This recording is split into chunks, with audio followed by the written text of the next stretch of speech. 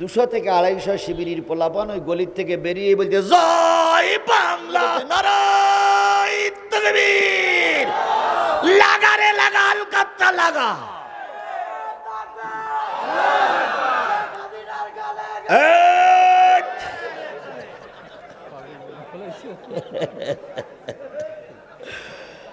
অবাঞ্ছিত কোনো ভাষা ব্যবহার করো না। তাহলে আমরা সবাই কি শুনতে চাই? তাহলে এবার যদি আমি কোরআন বলি, যে আয়াত পড়েছি, প্রথম তো শুরু করতাম, কিন্তু আপনাদের ভাব দিকে একটু ভাব মজাই নিলাম। এবার যদি কোরআন বলা শুরু করি, থাকবেন তো? থাকবেন তো? থাকবেন তো? শোনেন, বদরের যুদ্ধে মুসলমান ছিল কত? 313 জন। আজকের এই কোরআনের মাহফিলে কি 313 জন লোক আছে বলে মনে হয়? আছে। তো 313 জন লোক যদি থাকে, সেই 313 জন লোক নিয়ে আল্লাহ রাসূল আবু জেহেলের মোকাবেলা করেছিল। আমার বেশি লোকের দরকার নাই, 313 জন যদি বদরের সাহাবী পাওয়া যায়, খোদার কসম, পাপ নাই, কেউ মাথা উঁচু করতে পারবে না। যেটা উঁচু হবে সেটার মাথা বাড়ি দিয়ে নিচে নামাই দেওয়া হবে।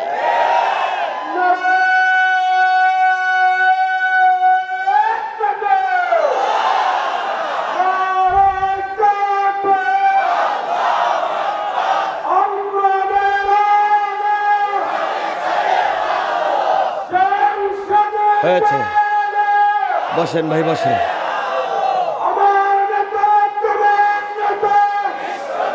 আমার ভাইরা,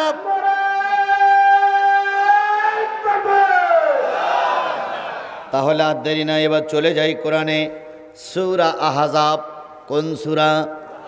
আরো জোরে বলেন, কোন সূরা?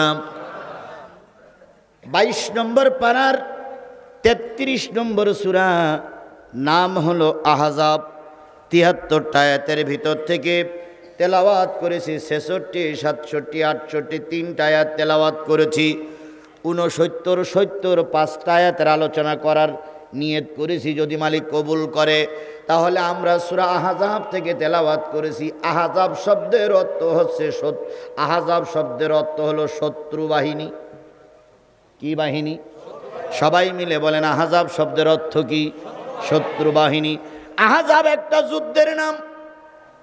মুসলমানের কাফেরের সঙ্গে একটা প্রথম যুদ্ধ হলো। যুদ্ধটার নাম কি? যুদ্ধ বদরের যুদ্ধ। না, আমি যা বলবো আপনার তাই বলতে হবে না। কাফের আর মুসলমানের ভিতরে একটা যুদ্ধ হলো, প্রথম যুদ্ধ। নাম কি? বদরের যুদ্ধ। বদরের যুদ্ধে মুসলমান কত? 313। কাফেরেরা কত?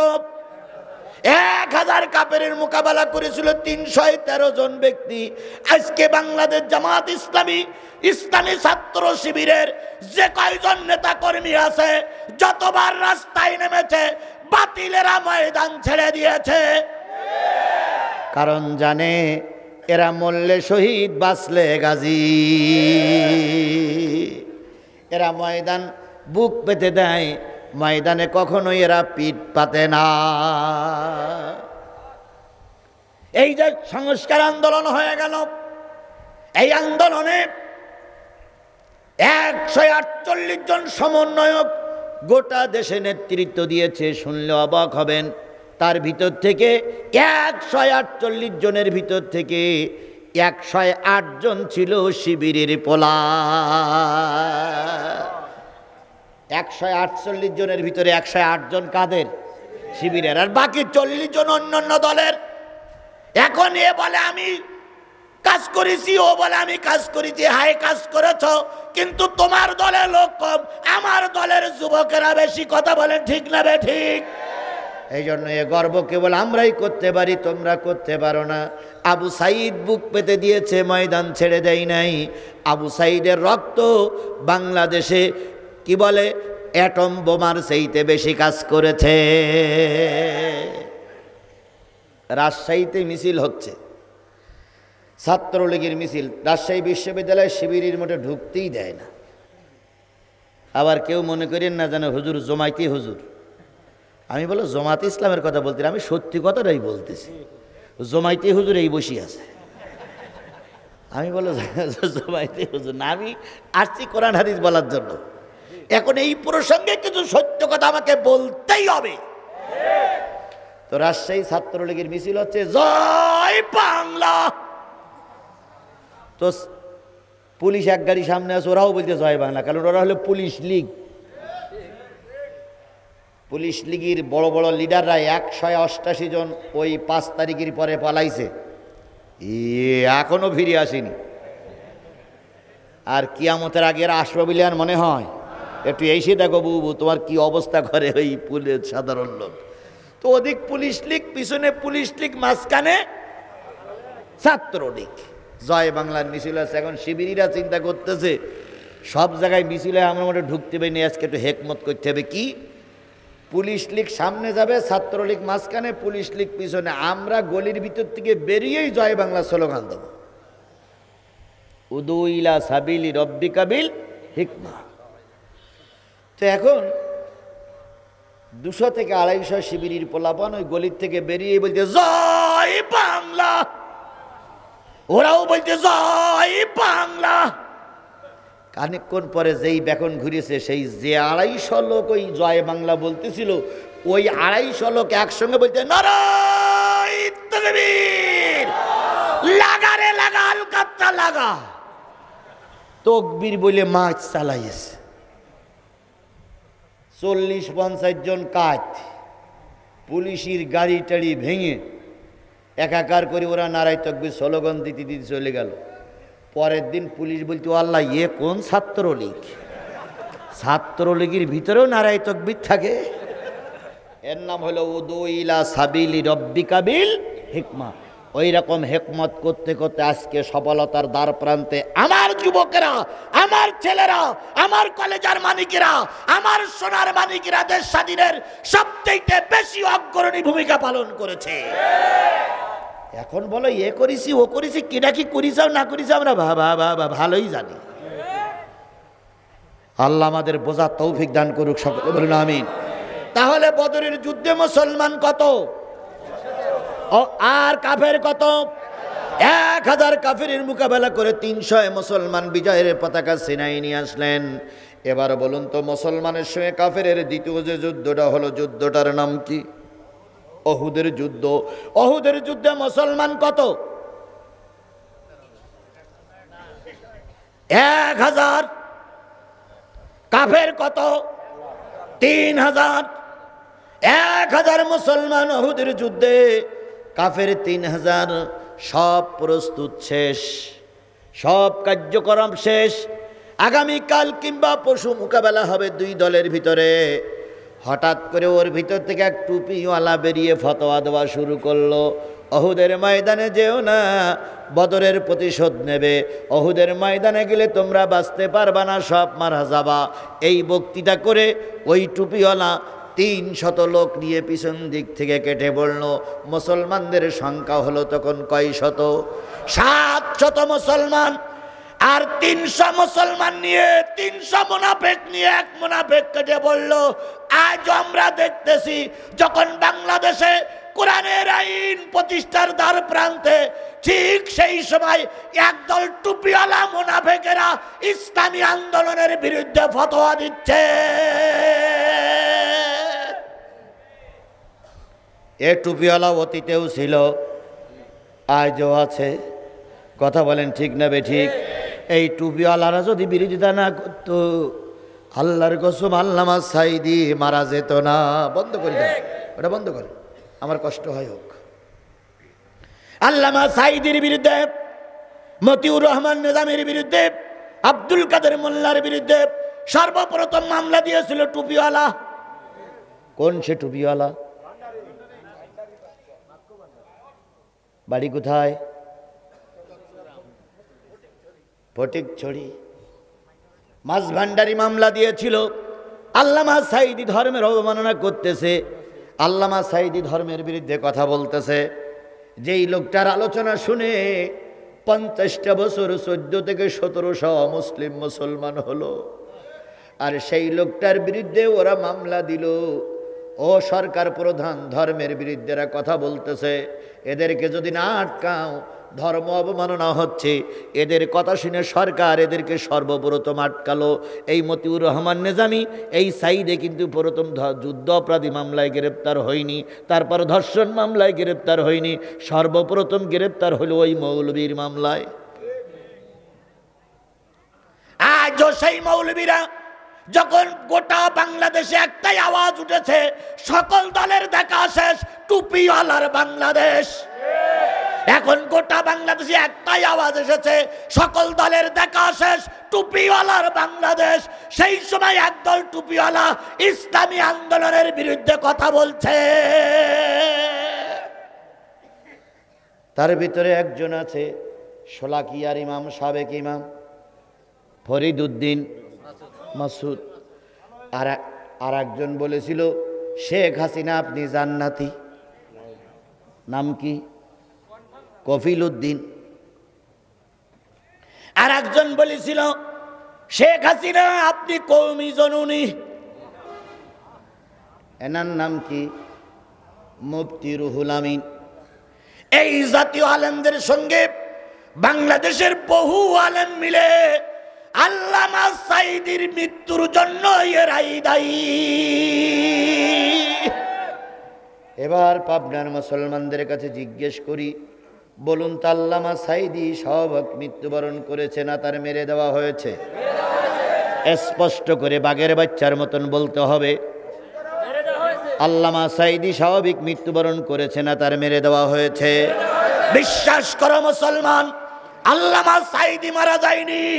ভারতকে সন্তুষ্ট করার জন্য আল্লামা সাঈদীকে মেরে দেওয়া হয়েছে। আল্লামা সাঈদী তুমি মরুনি, শহীদ হয়েছ তুমি এটাই জানি। আল্লামা সাঈদী তুমি মরুনি, শহীদ হয়েছ তুমি এটাই জানি। কারাগারে কাটালে 13টি বছর, বাতিল খেপেছে তোমার দেখে থর থর। তুমি যে ছিলে মোদের নয়নের মনি, শহীদ হয়েছ তুমি এটাই জানি। শহীদ হয়েছ তুমি এটাই জানি। এবার আসেন, আজহারি বিদেশে কেন? আজহারি বিদেশে কেন? আমির হামজা জেল খাটলো কেন? মামুনুল হক জেল খাটলো কেন? বিমানে চড়ে হুজুর হজ করতে আসে, 1 লাখ টাকা 2 লাখ টাকা 5 লাখ টাকা নিয়ে যায়, ও হুজুরির নামে মামলা হয় না। যত মামলা হয় মামুনুল হকের বিরুদ্ধে, আর আজহারির বিরুদ্ধে, আর আমির হামজার বিরুদ্ধে।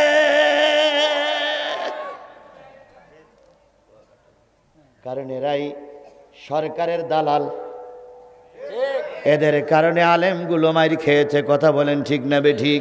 সুতরাং তখন উহুদের যুদ্ধে মুনাফিক ছিল, আজও মুনাফিক, আজও মুনাফিক। কি কায়দায় ফতোয়া দিচ্ছে? আল্লামা সাঈদী যদি মারা যায়, সাঈদীর যদি কবর দেওয়া হয়, উক্ত কবরের পরে যদি ঘাস হয়, উক্ত ঘাট যদি কোনো গরুতি খায়, উক্ত গরুর দুধ এবং গোশত খাওয়া হারাম। ফতোয়া দিচ্ছে বিশিষ্ট ইসলামী চিন্তাবিদ, মুফাসসিরে কোরআন, মুজাদ্দেদে জামান, মুফতি আজম, বিশিষ্ট আলেমে দ্বীন, মুহাক্কিক আলেম জনাব পীরে কামেল আলহাজ হযরতে মুজাদ্দেদ কুতকুতি রহমাতুল্লাহ আলাইহি, এরাই ফতোয়া দিচ্ছে। কথা বলেন ঠিক না বেঠিক? এই জাতীয় মুনাফিক তখনও ছিল, এই জাতীয় মুনাফিক আজও আছে। বিশ্বাস করুন, আমি প্রায় মাহফিলে বলি, যদি টুপিওয়ালারা এক হতে পারে, আগামী জাতীয় সংসদ হবে কোরআনের সংসদ। যদি সব টুপিওয়ালারা ভেদাভেদ বলে এক কোরআনের ছায়াতলে আসতে পারে, আগামীর গণভবন হবে কোরআনের গণভবন, আগামী সংসদ হবে কোরআনের সংসদ। বাতিলেরা চোখ মোটা করে তাকাই থাকবে, কিছুই করতে পারবে না। তাহলে তখনও মুনাফিক ছিল, এখনো মুনাফিক। এর থেকে আমাদের দূরে থাকতে হবে। কথা বলেন ঠিক না বেঠিক? এবার কিছু লোক মনে করতেছেন হুজুর মনে হয় আমাদের বিরুদ্ধে কথা বলতেছে। খোদার কসম, আমি কারোর বিরুদ্ধে কথা বলতে আসি নাই, আহলে হাদিস আমার ভাই, চরমনাই আমার ভাই, হেফাজত আমার ভাই, তাবলিগ আমার ভাই, আমলিগির যারা সাধারণ কর্মী তারা আমাদের ভাই। সাধারণ আমলিগির পরে আমাদের কোনো রাগ নাই, আমাদের রাগ ওই ওদের উপরে যাদের কারণে সেনা হত্যা হলো। আমাদের রাগ তাদের কারণে যাদের নির্দেশে 16টা সমন্বয়ক মারা গেল। আমাদের রাগ তাদের কারণ তাদের পরে যাদের জন্য নিজামীকে ফাঁসিতে ঝুলতে হয়েছে। আমাদের রাগ তাদের উপরে যাদের কারণে হেফাজতের আলেমেরা গুলি খেয়েছে। তোমরা যারা সাধারণ কর্মী তোমাদেরকে জামায়াতের আমির ক্ষমা করে দিয়েছে, আমি আজিজুল তোমাদের ক্ষমা করে দিলাম, কারণ তোমরা বোঝো না তোমাদের কোনো দোষ নাই। আল্লাহ রসুল যেমন ক্ষমা করেছিলেন আমরাও ক্ষমা করে দিলাম, কিন্তু যারা মূল হেড অফিসে বসেছিল এদেরকে যদি ক্ষমা করা হয় জাতি কলঙ্কিত হয়ে যাবে, যারা মারা গেছে তাদের আত্মা কষ্ট পাবে। এই জন্য পাপিষ্ট জালেমদেরকে ক্ষমা করা হবে না। আপনারা কি আমার কথার সঙ্গে সবাই একমত? সবাই একমত? এখানে হুজুরও সবরের রস করেছি, আও হুজুর সবরের রস করেছি, আমিও সবরের রস করি। যাচ্ছি মোনাজাত করলাম চোখ বুঝে মোনাজাত করি, বাইরে রাস্তায় যেয়ে দেখি কাউয়া কাদের ওখানে হেলান্দে দাঁড়াই আছে। আমরা সবাই ওয়াজ করেছি ধৈর্য ধরুন ধৈর্য ধরুন। আচ্ছা দেখতেছেন ওখানে ওবায়দুল কাদের দাঁড়াই আছে। কেডা কেডা কিল না মেরে বাড়ি যাবেন হাত তোলেন তো। একটা বক্সির না দে বাড়ি যাবেন কেডা, একটা হাত তোলেন তো। আচ্ছা বলেন মুরব্বী আপনি কি ছেড়ে দেবেন? কখনোই না। ওবায়দুল কাদেরের মতন এরকম পাপিষ্টদের মাপ বাংলার জনগণ করবে না। কথা বলেন ঠিক না বে ঠিক? হুজুর বলতেছেন তুই ইজ্জু মাংতা শাহ অত জিল্লু মাংতা শাহ, ওই কথাটা শোনার সঙ্গে সঙ্গে আমার মনে পড়ে গেল, হায় রে আল্লাহ, যে আইন মন্ত্রীর একটা কলমের খোঁচায় নিজামীর ফাঁসি হয়েছে, যে আইন মন্ত্রীর একটা কলমের খোঁচায় আমৃত্যু কারাদণ্ড ভোগ করতেছিল আল্লামা সাঈদী, সেই আইন মন্ত্রী গত পরশুদিন কোর্টে আসতেছে। ফকির আর কত নিচু হয় তার চাইতে ফকির। দুই পাশে পুলিশ ধরে রেখেছে, এদিকে একবার তাকায় ওদিকে একবার তাকায়, কেউ তার সঙ্গে কথা বলে না। ওর পিছনেই আছে দরবেশ বাবা, দেখেন না আপনারা? দেখেননি কি সব চোখ বন্ধ করে আছেন নাকি? দরবেশ বাবা। তারপরে আছে রাশেদ খান মেনন সাহেব, তারপরে আছে কিনা হাসানুল হক ইনুস আসা মুরগি কবির। এইভাবে করতে করতে সবাইকে আজকে কোর্টে তোলা হচ্ছে। আর আমাদের আলেমদের মেরেছিলে, জামাত ইসলামের বিরুদ্ধে অবজেকশন দিয়েছিলে, সেই জামাত ইসলাম হাজারো বিপদে পড়েও দেশ ছাড়িনি। হাজারো মামলা খাওয়ার পরেও দেশে ছিল, তারাই আছে। আজও আমরা আছি, আমরাই আগামীতে থাকবো। যদি আমাদের বিরুদ্ধে কেউ অ্যাকশনে যাও, আল্লাহর কসম গোটা দেশের মানুষ একজোট হয়ে যেটা বিপক্ষে যাবা, গলায় পা দিয়ে জিহ্বাটা ভারতের কুকুর দিয়ে খাওয়ানো হবে। বাংলার জনগণ সুযোগ দেবে না।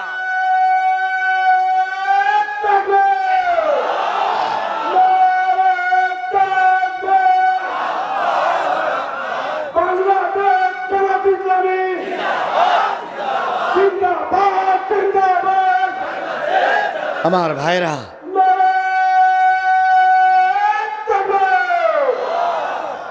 যদিও এই স্লোগানটা হুজুর দিলি হুজুরের ঠ্যাং গুঁড়ো করে ফেলতো। ওরে বাপ রে বাপ, জামাত ইসলামকে দূরের কথা, শুধু নারায় তাকবীর স্লোগান দেওয়া যায়। হ্যাঁ, তো জেল কাটা হুজুর বলি এত বেগসে গেছে। ও জেল না কাটলি বেগ থাকে না। কথা বলেন ঠিক না বে ঠিক? আমি গুনাহগার, 20টা মামলা আমার জেলা আমির সঙ্গে, এই আমিরের সঙ্গে পরিচয় আছে, উনি শুনে দেখবে। 20টা মামলা, 5 দিন গুম করে রেখেছিল এই জালেমের বাচ্চারা। 5 দিন গুম খাওয়া পাটি আমি। বাড়ি গদ্দর শুধু বুলডোজার ঢুকতে পারিনি বলে সব ভাঙতে পারিনি, যদ্দুর ইট পাইটকেল মেরে ভেঙেছে। আমার মা রক্তাক্ত হয়েছে, ছোট বাচ্চাগুলো রক্তাক্ত হয়েছে, সন্তানগুলো মামলার আসামি হয়েছে। জাতির কাছে জানতে চাই কি অপরাধ ছিল আমাদের। আমার জেলা আমির সাহেবের কাছে নিচ্ছে, উনি শুনেছেন আমি খুব বেশি বড় নেতা না, আমার খুব বেশি বড় পরিচয় নেই দলের ভিতরে, শুধু একটাই পরিচয়, ওমা নাকামু মিনহুম ইল্লা ইউমিনু বিল্লাহিল আজিজিল হামিদ। আমার একটাই পরিচয়, আমি কোরআনের কথা বলি, হাদিসের কথা বলি। এই কারণে 20টা মামলা নিয়ে এখন ঘুরতেছি, 5 দিন গুম করে রাখা হলো। সুতরাং যারা জেল খাটে তাদের ঈমান যত পাকা হয়, যারা জেল খাটেনি তাদের ঈমান অত পাকা হয় না, হয় না, হয় না। আমার ভাইরা, 2 নম্বর যুদ্ধ, 3 নম্বর যুদ্ধ নাম হলো আহজাব। 3 নম্বর যুদ্ধের নাম কি? আহজাব। আহজাবের আরেকটা নাম আছে খাল খনন। আহজাবের আরেকটা নাম আছে খন্দক।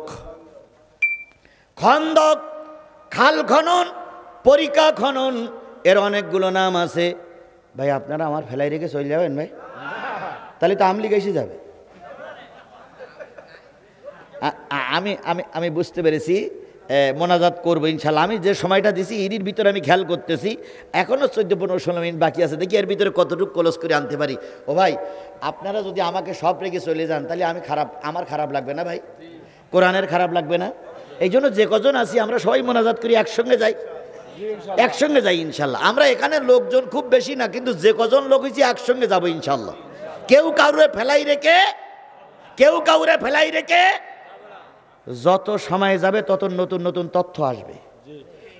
ডাক্তারের কাছে গেছেন আপনি চিকিৎসা নেওয়ার জন্য, ডাক্তার 15 দিনের ওষুধ লিখে দিয়েছে, আপনি ওষুধের দোকান থেকে কিনেছেও 15 দিনের ওষুধ, আপনার খাইতে হবে কয়দিন ধরে? 15 দিন ধরে। এখন বাড়ি দিয়ে আপনি খুব চালাক, যদি মনে করেন 15 দিন আমার সময় নেই, আজকে রাত্রি খেয়ে ফেলবো, সব ওষুধ যদি এক রাত্রি খান, পরের দিন সকালবেলা আপনি কি আর উঠবেন বলে মনে হয়? ইন্না লিল্লাহি ওয়া ইন্না ইলাইহি কবরুন না ভাই? তো আমিও 15 দিনের ওষুধ আপনাদের কাছে নিয়ে আসছি, মাঝে মাঝে হোক। বলতে ঠিক, সব যদি একসঙ্গে দেই তাহলে ওরা আবার বাস্ট হয়ে যাইতে পারে, এই জন্য আস্তে আস্তে হোক। আল্লাহ আমাদের কবুল করুক, আরো জোরে বলেন আমিন। 3 নম্বর যুদ্ধের নাম খন্দক। আহজাব ওই সূরার নামে কোরআন শরীফের ওই নামে একটা সূরা নাজিল হয়েছে। আহজাব দিয়ে 1 মাস ধরে চলেছিল। এই 1 মাসে জয়ও হয় না, পরাজয়ও হয় না, মুসলমানরা যেতেও না, হারেও না। 29 দিনের মাথায় আল্লাহ নবী বললেন, এতদিনের যুদ্ধ তো লং হতে পারে না, এতদিনের যুদ্ধ তো লম্বা হতে পারে না, নিশ্চয়ই আমাদের কোন আমলের ত্রুটি হচ্ছে যার জন্য যুদ্ধ লম্বা হয়ে যাচ্ছে। সুতরাং কোন আমলের ঘাটতি পড়ে গেছে সবাই মিলে গবেষণা করো। সাহাবীরা বলেন, ইয়া রাসূলুল্লাহ আপনি একটু বলে দিন। নবী বললেন, আল্লাহর কাছে দোয়া করো, আর আগামীকাল সকালবেলা ফজরের নামাজের আগে বড় বড় জয়তুনির ডাল দিয়ে মেসওয়াক করবা। মেসওয়াক করে নামাজ পড়লে 70 গুণ সওয়াব বেশি হয়। জয়তুনির ডাল দিয়ে মেসওয়াক করবা আর নামাজ পড়বা, আল্লাহর কাছে কান্নাকাটি করবা, আল্লাহ বিজয় দিতে পারে। তোমাদের শক্তি বলে বিজয় আসবে না যদি আল্লাহর রহমত না থাকে। বিএনপি আন্দোলন করে এদেশে কিছু করতে পারিনি, জামাত ইসলাম আন্দোলন করে খুব বেশি দূরে এগোইতে পারিনি। জামাত বিএনপি যখন হাল ছেড়ে দিয়েছিল, ঠিক সেই সময় আল্লাহর রহমত নাযিল হলো। আমরা অনেকেই হাল ছেড়ে দিয়েছিলাম যে না মরা পর্যন্ত, এই পেতনির বাচ্চা পেতনি না মরা পর্যন্ত এদেশে আর কিছু হবে না। কি তাই মনে করেছিলাম না? তাই মনে করেছিলাম না?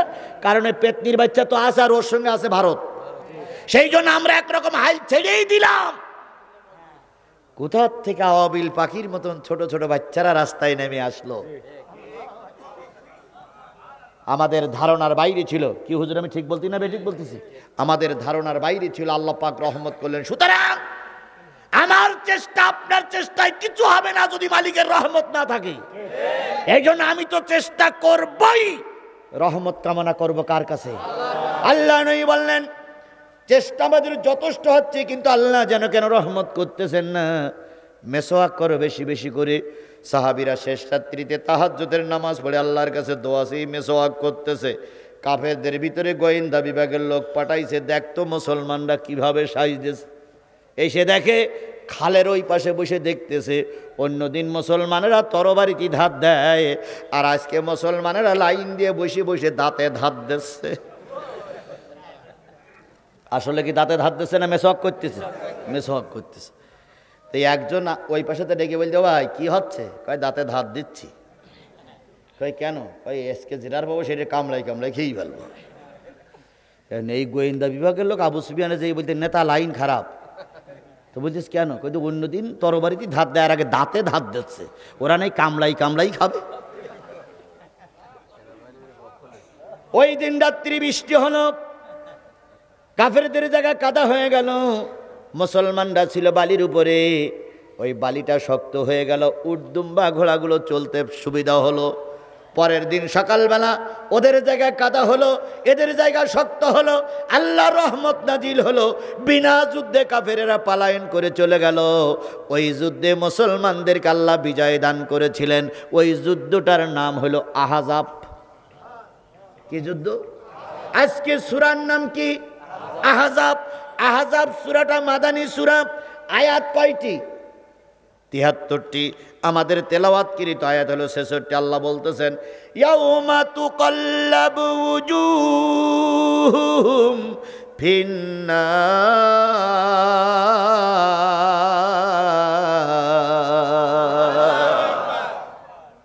সেদিনের কথা মনে করো, যেদিন একদল মানুষের অন্তর আর চেহারাগুলো আগুন দিয়ে পোড়াইয়ে দেওয়া হবে। সেদিন কোন দিন? ইয়াউমাল কিয়ামা, কিয়ামতের দিন। একদল মানুষের অন্তর আর চেহারা কি দিয়ে পোড়াইয়ে দেওয়া হবে? আগুন দিয়ে পোড়াইয়ে দেওয়া হবে। ইয়াকুলুনা ইয়া লাইতানা আতানাল্লাহ ওয়া আতানার রাসূল। যাদের চেহারার অন্তরগুলো আগুন দিয়ে পোড়াইয়ে দেওয়া হবে, ওরা আফসোস করে বলবে, হায় আল্লাহ, যদি আমরা আল্লাহর আনুগত্য করতাম, রাসূলের নেতৃত্ব মেনে চলতাম, আজকে আমাদের চেহারা আর অন্তরগুলো, আমাদের অন্তর আর চেহারাগুলো আগুন দিয়ে পোড়াইয়ে দেওয়া হতো না। তাহলে আজকের এই বিশাল আলিয়া মাদ্রাসার সামনে যারা মাহফিল শুনতেছেন, ভালো করে মেনে নেন, মনে রাখবেন, যারা আল্লাহ মানে না, রাসূল মানে না, তাদের চেহারা আর অন্তর কি দিয়ে পোড়াইয়ে দেওয়া হবে? আরো জোরে বলেন, কি দিয়ে পোড়াইয়ে দেওয়া হবে? আমরা এখন মুজিবারের মানি, কিন্তু আল্লাহরে মানি না। আল্লাহই ভালো জানে, আল্লাহই ভালো জানে, আল্লাহই ভালো জানে। যদি শেখ হাসিনা এই পিরিয়ড টিকে থাকতে পারত, আর আগামী নির্বাচনের আগেই শেখ হাসিনা হয়তো আল্লাহ হয়ে যেত। নাউজুবিল্লাহ বলা সহজ। মাদ্রাসায় থাকবে কোরআন হাদিস, প্রতিটা আলেমের মাথার উপরে থাকতো ফেরাউন আর ফেরাউনির মেয়ে, প্রতিটা মোড়ে মোড়ে মুজিবারের ছবি। কি কথা কি বাড়াই বললাম? বাড়াই বললাম? বাড়াই বললাম? বাড়াই বললাম? মাদ্রাসায় হুজুরদের মাথার পরে থাকার দরকার ছিল কি? কোরআন। সেই মাথার পরে থাকতো মানুষের ছবি, প্রতিটা মোড়ে মোড়ে দেখা যেত ওই ছবি। আমি কিছুদিন আগে ঢাকা সফর করলাম, যেখানে ছিল মুজিবারের ছবি, সেখানে লিখেছে জাতির পিতা ইব্রাহিম, শেখ মুজিব ঘোড়ার ডিম। জাতির পিতা ইব্রাহিম, শেখ মুজিব ঘোড়ার ডিম। তাহলে যেভাবে কায়দা কৌশল করে ধর্মীয় শিক্ষা বন্ধ করে দেওয়া, আলেমদের কথা বলতে বন্ধ করে দেওয়া, মসজিদ মাদ্রাসায় যদি খুতবার ভিতরে একটু বিয়ারা করেছে, আলেমদেরকে অপমান করে নামাইয়ে দেওয়া, তাহলে এই খাসলাতগুলো সব ছিল ফেরাউনি খাসলাত। এই খাসলাতগুলো আরো কিছুদিন টিকে থাকতে পারে আল্লাহই ভালো জানে। আমি কিন্তু ডাইরেক্ট বলতেছি, আল্লাহই ভালো জানে কি অবস্থা হতো। এই জন্য আল্লাহ বলতেছেন, যারা আল্লাহ এবং রাসূলকে মানবে না, তারা যাবে জাহান্নামে। আমরা আল্লাহ এবং রাসূলকে মেনে চলবো, যাতে করে দোজখে না যায়। এক আয়াত শেষ, 2 নম্বর আয়াত হচ্ছে, অকালু রব্বানা ইন্না আতানা সাদাতানা ওয়া কুবরানা ফাদাল্লুনা সাবিলা। হে আমার রব, আমরা জাহান্নামে যাচ্ছি কেন তুমি কি জানো? আল্লাহ বলবে, কেন তোরা জাহান্নামে যাস? ওই জাহান্নামী লোকগুলো বলবে, আল্লাহ, আমরা আমাদের নেতাদের মেনে চলতাম, আর মুরব্বীরা যা বলতো তাই মেনে চলতাম। মুরব্বী আর নেতারা আমাদেরকে যা পথ ভ্রষ্ট করেছে, ওরাই আমাদের জাহান্নামের পথ দেখাইছে। তাহলে সমাজে পথ ভ্রষ্ট করে কয় গ্রুপ? এই মুসলমান বাঘের বাচ্চার মতন বলেন, কয় গ্রুপ পথ ভ্রষ্ট করে? এক হলো নেতা, আর এক হলো মুরব্বী। এক হলো নেতা, আর এক হলো কি? মুরব্বী। এবার দেখেন, প্রত্যেকটা দলের একটা করে নেতা আছে না নাই? আরো জোরে বলেন, নেতা আছে না নাই? যারা আওয়ামী লীগ করে তাদের নেতার নাম মুজিবাত। যারা বিএনপি করে তাদের নেতার নাম জিয়াউর রহমান, যারা জাতীয় পার্টি করে তাদের নেতার নাম এরশাদ, যারা বাংলাদেশ জামাত ইসলাম করে তারা নেতার নাম নবী, নবীর পরে অন্যান্য যারা নেতা আছে তারাই। তাহলে প্রত্যেকের দলে একজন নেতা আছে না নাই? কিয়ামতের দিন আল্লাহ বলবে ইয়াউমা নাদু কুল্লা উনাসিম বিইমামিহিম, যারা যে দলের কর্মী তারা সেই নেতাকে সামনে নিয়ে আমার সামনে চলে এসো। যারা যে দলের কর্মী নেতা থাকবে আগে, তোমরা থাকবা পিছনে। এবারে যারা মুজিবারের লোক এখানে আছেন, হয়তো ঘাপটি বেরিয়ে পড়িয়াছেন, কিছুই বলতেছেন না, এখন হাজির মাল পড়িয়েছেন।